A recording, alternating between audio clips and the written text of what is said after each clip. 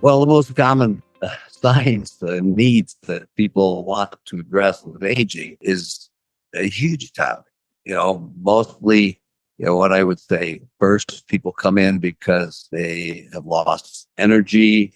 They just maybe don't feel like they did. Their strength, recovery time at the gym is longer. There's more subtle inflammations, so they have more aches, pains and changes the body composition. They can't lose that last, you know, 10 pounds or maybe 20 pounds. And so it really depends on how long these symptoms, how long these things have been going on when people finally make it to see me. I think that they notice changes in how they feel, how they react to stress at work, stresses with the family, um, things they've always done in the past to make themselves happy and feel best, whether it's working out a bike ride or walking woods. At some point, it just seems like we're losing the battle and you can't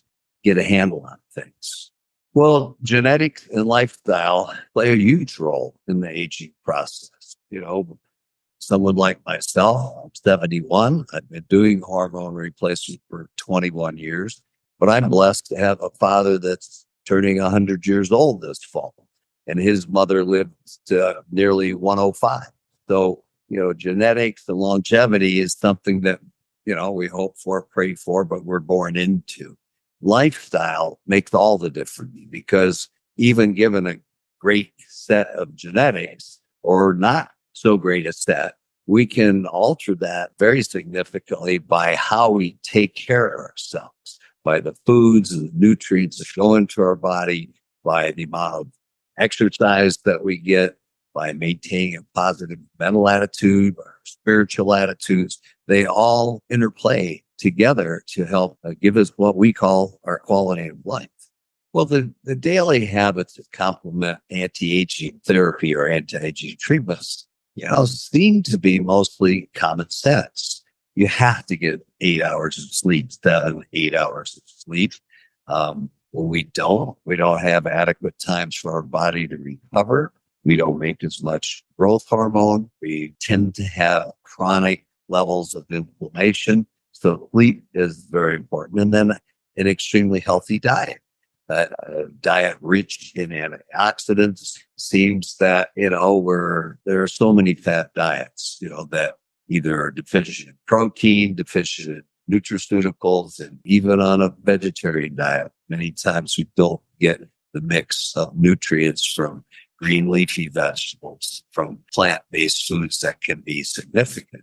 And often just the amino acids are missing as well. Many organic foods are grown in nutrient poor soil these days. And so, there's been a lot of changes farming and agriculture over the last 50 to 100 years that I would say overall is a reduction in the quality of the things that we put in our bodies. So since we don't live in a blue zone, most of us, and grow and raise our own foods, then we have to rely on those things that we think are as healthy as possible from things like whole food, from good sources of this nutritional quality groceries that we can obtain, yet many are deficient. And that's when we start talking about vitamin supplementation and other things that we can do to make sure we optimize and maximize those nutrients that we put in our bodies.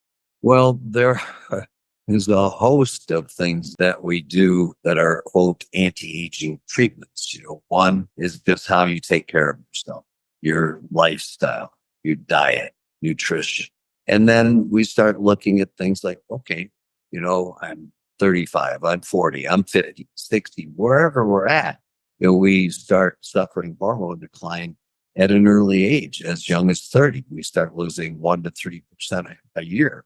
15, 20 years ago, I didn't have any 30-year-old patients seeking treatment and help. Now I have dozens. And so it is not only somewhat epidemic, I think, as far as hormone decline, particularly in men in our culture, but, perhaps as well, a better awareness that we have of trying to live in a optimal state of health and fitness and be able to produce and have the same kind of results in the gym or hiking, skiing, biking, doing all those things that we love doing with our friends, family. So, one, I always say, we have to bake the cake first before we can ice it.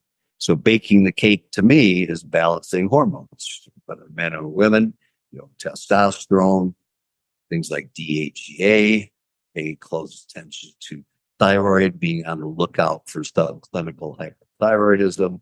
And so one, baking the cake is hormone balance. Icing the cake is, again, a lot of the nutraceuticals that we use, sometimes peptide therapy to help stimulate certain hormones or decrease inflammation, for instance, in our bodies, the use of human growth hormone. And then we get into things like stem cell therapy.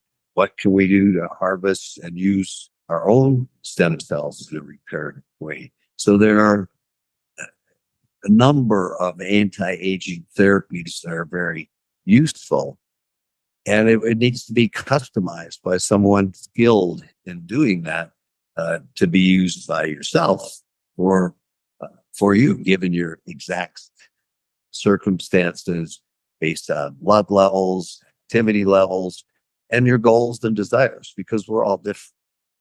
So if any of this sounds interesting to you, or you're suffering with any of the symptoms that we talked about, and you're ready for a solution, just go to the link here in our podcast heading, and we have a lot of information on our website. We're happy to schedule blood work for you wherever you are in the country and do a telemedicine to discuss things. It's so easy to get started, and the sooner you take action, the sooner your family will thank you.